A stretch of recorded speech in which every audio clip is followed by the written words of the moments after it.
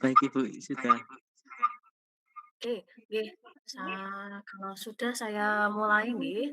Jadi kemarin itu kan Mas kasih saya data VOS-nya Mas ya. Nah, nanti itu teman-teman silahkan, pakai data VOS-nya masing-masing ya, karena tiap orang itu berbeda-beda. Jadi, nah, jadi kalau yang kemarin itu Mas sampaikan ke saya itu kan VOS-nya jadi satu ya, satu apa namanya, satu Indonesia, mungkin Mas kerjakannya itu oh ini udah saya potong, saya lupa. Nah, mungkin Mas kerjakannya itu kan kayak satu daerah gitu ya, maksudnya kayak Mas tarik garis pangkal untuk seluruh Indonesia. Nah, ini itu kita potong aja untuk wilayah perairan barat Laut Sumatera. Jadi sesuai dengan ini ya, sesuai dengan, AOI-nya kemarin, ketika teman-teman itu, perkirakan dia posisinya di mana. Kalau ini saya memang potong di sini supaya ndak panjang ya, ini nanti, bisa berbeda tiap orang. Kalau misalnya, ini nanti dihidupkan base map-nya sebetulnya itu bisa, kalau kondisinya itu dia ini ya, apa namanya, geografis. Jadi misalnya saya buka, ArcMap baru.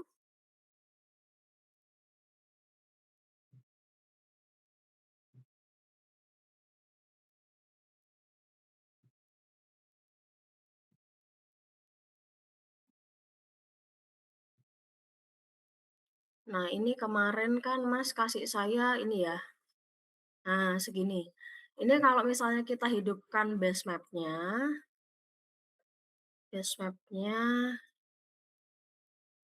kita hapus saja. Nah, ini kira-kira di sini posisinya ya. Cuman kalau Mas kemarin kan panjang ya, satu Indonesia, satu garis pangkal Indonesia. Nah, ini saya potong cuman ke area yang kira-kira ada posisi, perairan barat Laut Sumateranya, atau ada landas kontinen ekstensinya gitu ya. Nah, ini bisa dipotong. Nah, setelah dipotong, ini kan kondisinya datanya teman-teman rata-rata masih geografis, termasuk foot of slope, kemudian Gardiner-nya itu masih geografis. Makanya di sini dia masih decimal degree. Nah, itu yang kita harus ubah dulu. Jadi kita itu ubah dia ke UTM. Kita kembalikan dia ke UTM. Kemarin kita udah ngecek sama-sama, di perairan barat Laut Sumatera itu kan zonanya adalah 46 N ya. Jadi 46, north atau utara. Nah, maka kita, semua data yang nanti kita potong, termasuk ketebalan sedimen, kemudian foot of slope-nya itu kita reproject dulu ke sana, ke UTM 46. Gitu ya. Jadi yang pertama FOS-nya ini kalau tadi dia awalnya adalah, WGS atau geografi seperti ini ya, masih lintang bujur, ini kita reproject aja seperti biasa kita pakai Ctrl F, kemudian reproject begini ya. Mungkin teman-teman udah paham, saya nggak akan, kasih tahu lebih banyak, pakai reproject ini kemudian diubah ke 46 N. Nah, ini kalau misalnya kita lihat, saya udah punya yang UTM, di sini dia zonanya udah UTM 46. Nah, kemudian ketebalan sedimen. Kemarin itu, kalau kita sedikit saya ingatkan, kemarin tuh waktu kita ketebalan sedimen, kita kan ambil data dari sini ya, ambil data dari sini, ini kita download, maka nanti dia akan keluar data seperti ini. Kalau misalnya kita download si tar-nya tadi, dia akan keluar data. Nah ini ya, seperti ini, kita masuk ke data, zero data, Globseed package, kemudian yang ASCII nih. Nah ini adalah, global sedimen, seperti yang kemarin ditunjukkan sama Mas Bagas dan Mas Taufik ya, untuk satu wilayah dunia. Nah ini karena dia masih satu wilayah dunia, potong dulu. Jadi buatlah suatu garis batas, yang bisa dipakai untuk memotong dia sesuai dengan area yang kita butuhkan. Kurang lebih jaraknya 350 dari garis pangkal ini, gitu ya. Jadi di rata-rata aja sorry di rata-rata, diasumsikan saja atau diperkirakan saja ndak apa-apa. Jadi ini tadi saya udah bikin, contohnya ini ya, ini saya bikin SHP baru. Nah, kira-kira dia menaungi searea ini. gitu, yang, kurang lebih jaraknya adalah 350 nautical mile. Nah, cuman masalahnya kan kita nggak bisa ukur ya, karena ini kan, koordinatnya lintang bujur, jadi kita pakai penggaris kayak begini juga nggak bisa, karena dia, posisinya koordinatnya masih lintang bujur. Nah, tapi kita butuh atau kita ada kewajiban untuk memotong areanya dulu. Maka kita bikin aja, kurang lebih kotak yang representatif, yang kita yakin bahwa posisinya dia itu jaraknya masih jauh dari 350 pangkal, anggaplah segini gitu ya, kita udah punya box-nya, maka kalau sudah, ini dipotong, Mas dan Mbak. Jadi ini dipotong, yang dipotong adalah global sedimennya, jadi ketebalan sedimennya itu dipotong menggunakan garis kotak ini.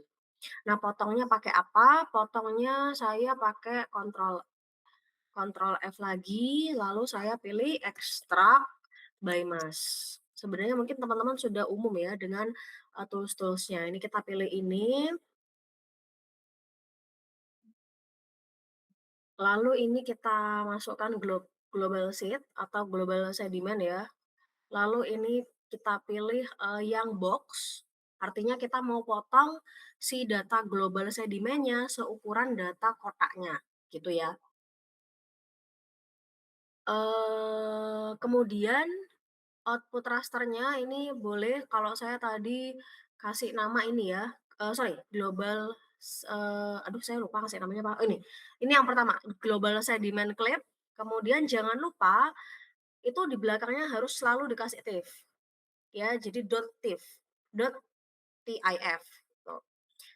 Misalnya namanya, seperti kalian biasanya ya, coba misalnya ya, coba, nah ini cobanya berarti pakai .tif gitu. Nah, misal di sini saya kasih nama ini global sediment clip, kemudian saya kasih tif. Nah, ini kalau sudah jangan sebelum di oke,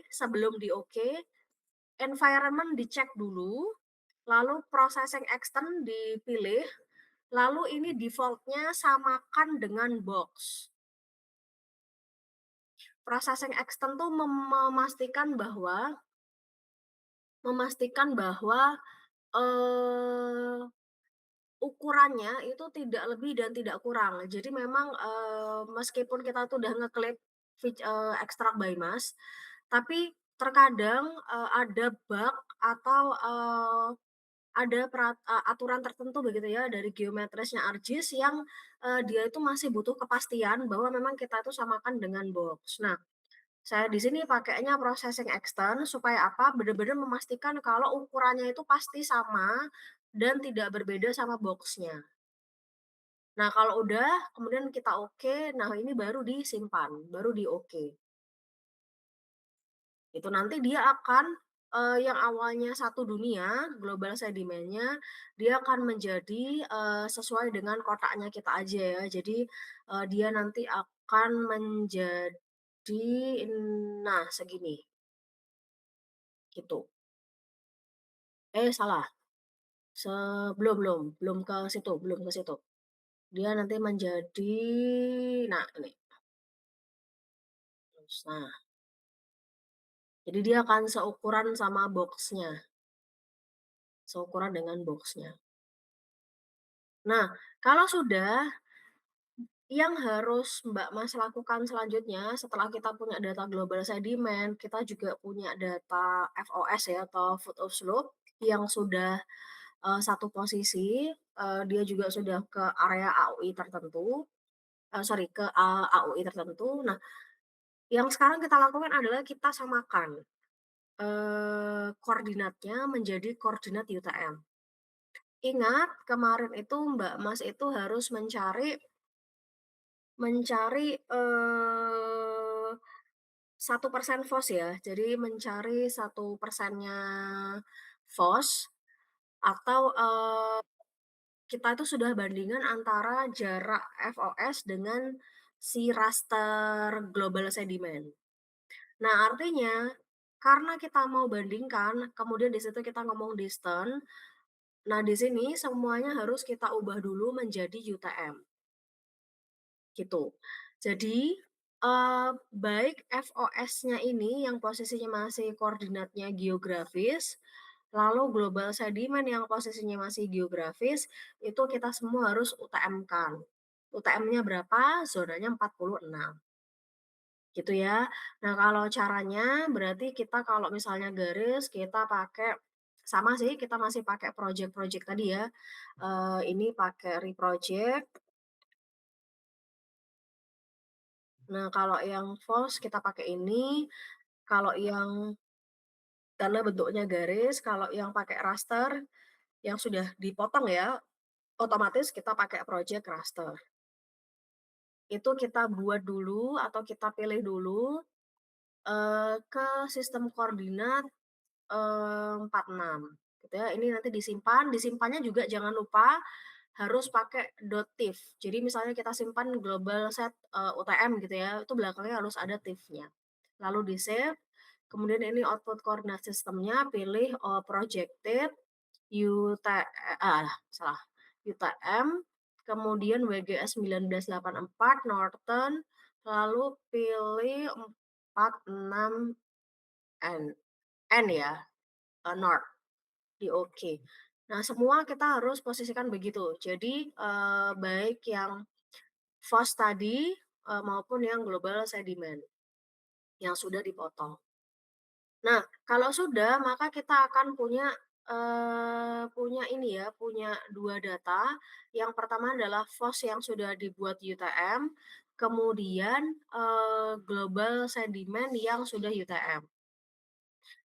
Eee, Kalau misalnya kalian pakai reproject itu, dia otomatis akan mempertahankan ininya ya, jadi dia akan mempertahankan bitnya. Kalau teman-teman lihat di sini bitnya adalah 32 bit, itu jangan sampai berubah.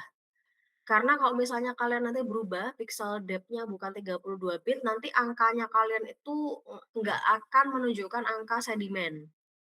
Jadi dia nggak akan membawa angka yang, angka data seharusnya.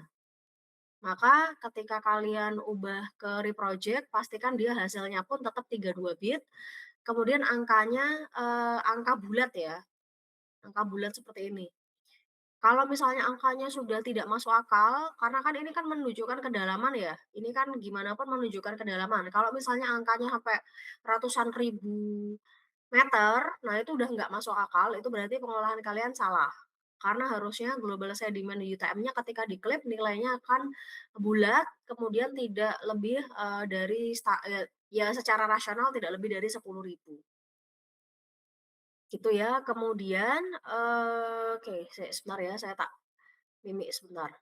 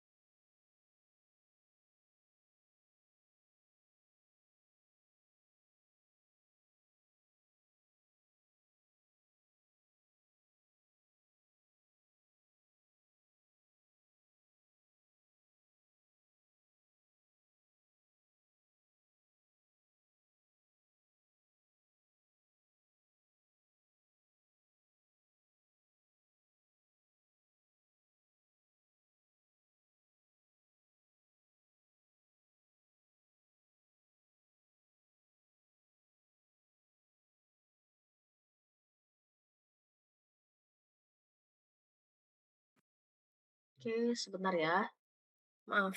Nih, Iya, Ibu. oke, sudah tampil lagi ya? Oke, kalau sudah, maka kita akan, buat jarak jarak yang membandingkan antara foot of slope sama, eee, global sedimennya. Nah, yang pertama kita buat dulu, raster raster yang merupakan jarak dari foot of slope. Nah, ini kita pakai ArtToolbox, kemudian, Spatial Analysis Tool, lalu distance, kemudian kita pilih Euclidean distance ya. Nah, kemudian yang jadi input itu adalah, garis FOSS-nya yang sudah UTM ya, ingat semuanya harus yang sudah UTM. Nah, kemudian, ini kita mau simpan apa, terserah, yang penting tidak lebih dari 10 karakter dan belakangnya dikasih TIFF. Kalau saya di sini saya kasih contoh misalnya distance FOSS ya, karena di sini kita belum bicara 1%-nya, tapi masih bicara, pokoknya jarak jarak FOSS-nya dulu secara general. Jadi kita belum ngomong, Gardiner 1%-nya. Nah, distance FOSS kemudian, mmm, di-save, lalu ini biarkan kosong, pokoknya semuanya kosong dulu, opsional-opsional ini kosong. Nah, tapi yang harus jadi patokan itu adalah output cell size-nya. Ini harus sama seperti cell size-nya data, global sedimen. Jadi kalau misalnya global sedimennya itu cell size-nya 3.000 ya kita isikan 3.000. Nah, ini berarti ngisinya gimana? Ini kita lihat dulu, kita klik kanan, data global sedimennya tadi yang sudah di-UTM-kan ya. Kita klik kanan properties, nah kita lihat cell size ini. Cell size itu kan ukuran piksel ya, jadi, ukuran X sama Y-nya pasti sama. Nah, ini kita copy, salah satu aja, X-nya, boleh X-nya, boleh Y-nya, kita cancel. Ini cell size-nya kita paste. Jadi dia harus persis angkanya, sampai koma-komanya juga persis. Kemudian ini tadi kita pilih yang additive-nya ya, jadi ini misalnya saya contohkan aja sekalian gini. Nah, meskipun ini di X ya, karena ini saya udah punya, tapi, contohnya begini. Nah, kalau udah ini, jangan lupa environment-nya, pilih lagi processing extend, samakan dengan, global sedimen. Jadi benar-benar pastikan bahwa extend-nya sama, cell size-nya sama, dengan data yang kita mau pakai untuk tumpang susun atau yang kita mau pakai overlap. Kalau sudah, ini baru di-oke saja, lalu di-oke saja ya. Nanti kalau udah di-oke, dia akan membentuk seperti ini ya, awalnya ini dulu, distance FOSS ini dulu. Nah, ini adalah jarak, dari si FOSS, eee jarak dari FOSS dia belum mempertimbangkan si global sedimen. Dia hanya mempertimbangkan ininya ya, extend-nya atau kotakannya itu sama dengan si global sedimen. Tapi belum belum relatif terhadap si global sedimen, hanya luasannya saja kita samakan tadi melalui processing extend gitu ya, extend-nya kita samakan. Nah, kalau teman-teman lihat berarti di sini, ini itu yang warna kuning ini, kuning matahari ini adalah artinya jaraknya adalah 0 sampai 92, nautical mile, kemudian seterusnya dan seterusnya gitu ya. Eee, kemudian kemudian kalau sudah, ini kan kita masih dalam ini ya, maksudnya ini masih Euclidean distance-nya si FOSS. Nah, kalau sudah, entar ya, saya lupa. Nah, kalau sudah, maka kita harus pakai, raster kalkulator, saya lupa. Jadi kita kan ini kan kita sudah punya 2 raster ya. Yang pertama adalah jarak FOSS, Euclidean distance, relatif, kemudian global sedimennya. Ini kalau teman-teman lihat, 2 raster ini, itu posisinya sudah sama-sama, UTM pasti, gitu ya. Jadi, proyeksinya sama, kemudian saya lupa sampaikan juga distance FOSS ini extend-nya juga sudah sama dengan si global sedimen.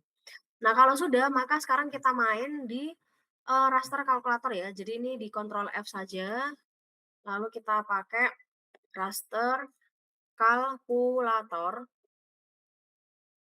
kita pilih yang ini, lalu kalau sudah, kita akan masukkan, eee, distance force-nya dikalikan 0,01 dulu. Jadi distance force ini, ya, kita kalikan 0,01, itu dulu.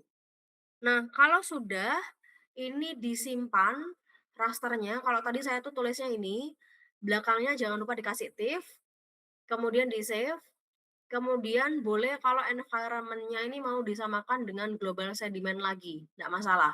Cuman kalau ini, sudah nggak wajib sih. Nah, karena ini udah nggak ada potong-potong data, ini pure hanya raster kalkulator ya, jadi ekstennya, tidak disamakan pun nggak masalah, yang penting ini, distance force itu dikalikan 0,01. Kalau sudah, ini di oke. Nah, kalau punya saya itu hasilnya adalah ini, ya. Jadi ini adalah, eee, hasil pengalian 0,01 dari, distance force yang awal, kemudian dikalikan 0,01 adalah ini. Nah ini ya, apa namanya, angkanya juga akan bulat ya, jadi angkanya nggak akan jadi angka yang aneh begitu, kalau angkanya aneh itu udah dipastikan proses, rasternya kalian salah. Jadi, angkanya sudah bulat. Nah kalau sudah, kita sudah punya distance force, 0,1 ya, 0,01 atau 1%. Nah ini belum selesai. Jadi kalau sudah kebentuk ini, distance force ini, distance force 1 ini, maka kontrol F lagi ya, kita akan raster kalkulator lagi, sama raster kalkulator, tapi masukkan rumus yang tadi saya copy ke Mas Bagas. Saya tak tutup dulu ya, tak buka WA dulu. Oke, Ibu.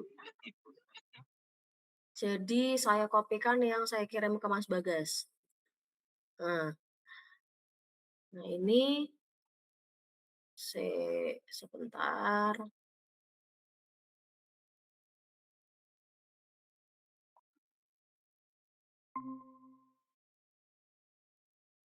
nih ya sudah masuk ya. Nah, ini dash, saya kopikan yang ada di loh, kok jadinya jelek ya? Entar. Oke, kita coba dulu ya. Kita coba dulu, semoga masih tetap bisa.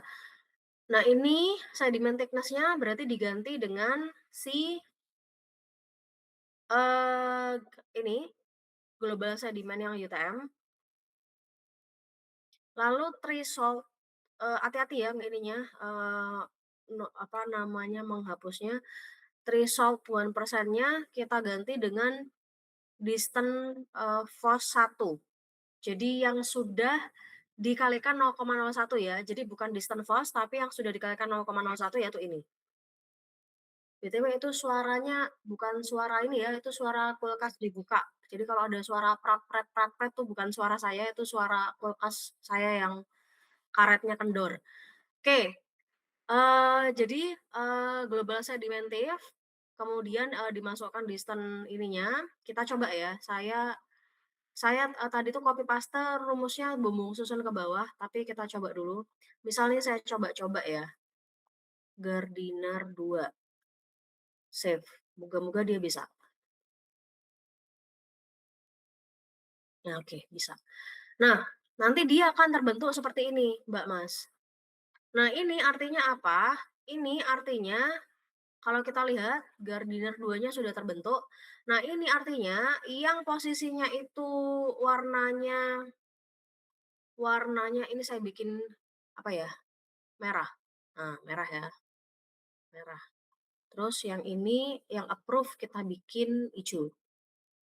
Nah, Nah, jadi yang warna merah itu adalah yang bukan batas Gardiner, karena dia nggak masuk ke standar, 0,01 dari FOS.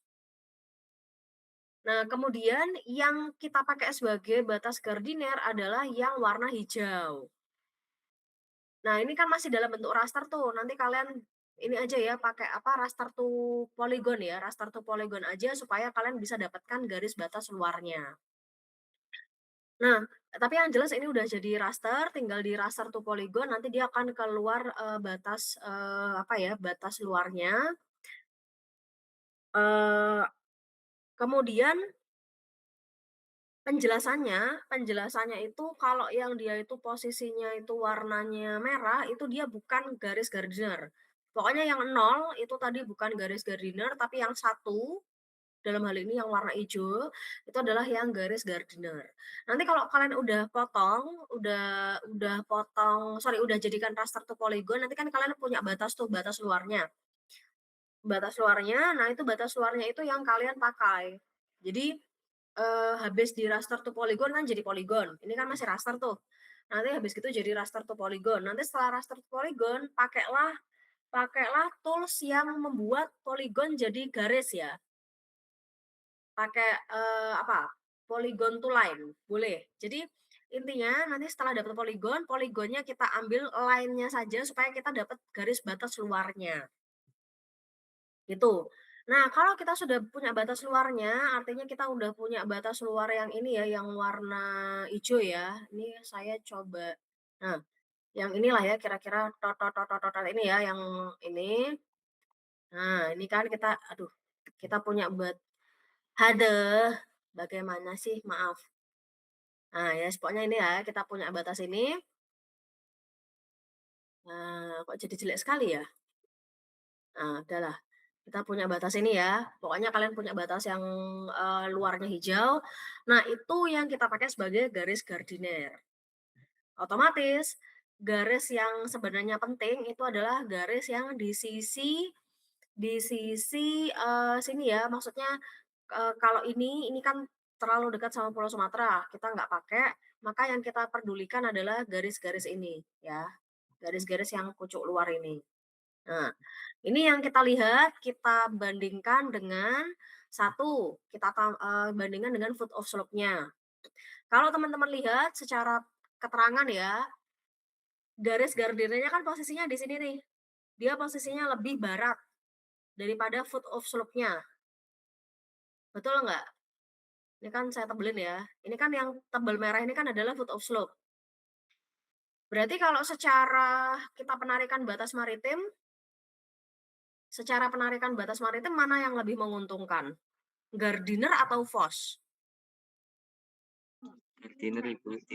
Iya, betul, Gardinernya ya, yang lebih barat adalah Gardiner. Nah, tinggal ngepaskan Gardiner ini posisinya sama si constraint-nya atau aturan pembatasnya bagaimana. Kita udah dapat Gardinernya, eee, baratnya si garis hijau ini, tinggal kita tarik, atau kita bandingkan sama constraint-nya, yaitu 2.500 plus 100. Lalu kita bandingkan juga sama yang 350 nautical mile dari garis pangkal. Kalau misalnya posisinya Gardiner itu udah lebih daripada 2 pembatas tadi, maka, itu nggak boleh dipakai, karena Gardinernya terlalu jauh. Artinya yang boleh dipakai hanya batas foot of slope dimaksimalkan dengan, garis-garis, constraint. Jadi kalau misalnya dia masih kurang dari garis constraint, ya itu masih boleh ditarik sebagai, apa, batas LKE atau landas kontinen ekstensi.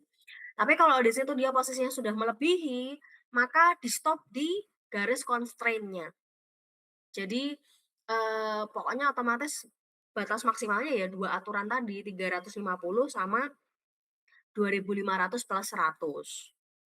Nah, kalau ada 2 constraint, kembali lagi, mana yang paling jauh itu yang kita pakai. Jadi kalau misalnya antara 350 dan 2.500 plus 100 ternyata 350 itu posisinya masih jauh, ya kita boleh pakai yang paling maksimal, kita pakai yang batas 350, dari garis pangkal. Kenapa? Karena kita memaksimalkan, area, gitu ya. Jadi constraint pun itu tidak usah dipilih salah satu salah, tidak usah dipakai dua-duanya, kita bisa pilih salah satu. Nah, sebentar saya kasih ilustrasi di ini ya, di ilustrasi di oh jadi kuliah ya? Bentar ya, sedikit aja. Karena supaya memastikan kalau teman-teman,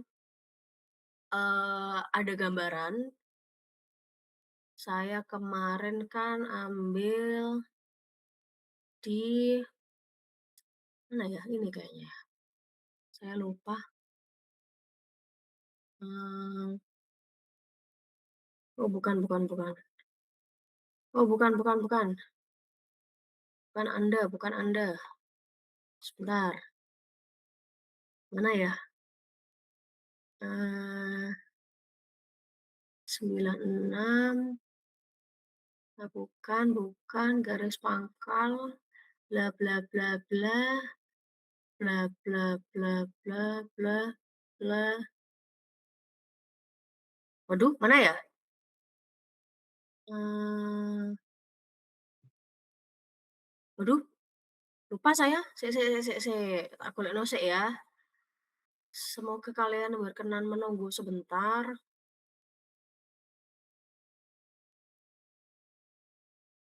Nah, wis ini aja deh, saya tunjukkan dari ini aja ya. Eee, saya tunjukkan dari ini aja.